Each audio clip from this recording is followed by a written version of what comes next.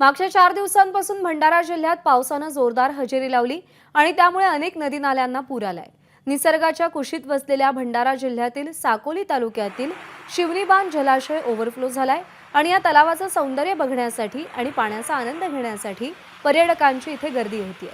दरम्यान पर्यटनासाठी आलेल्या पर्यटकांची गर्दी आणि होणाऱ्या दुर्घटनांवर आळा बसावा यासाठी इथं तारांचं कुंपण करण्यात आलंय।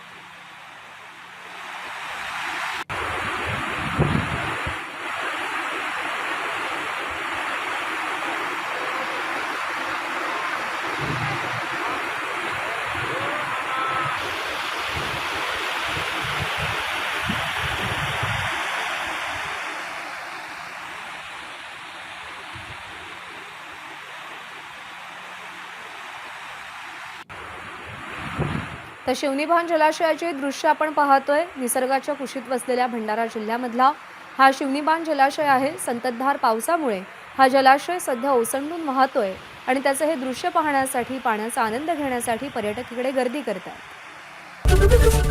एबीपी माझा, उघडा डोळे बघा नीट।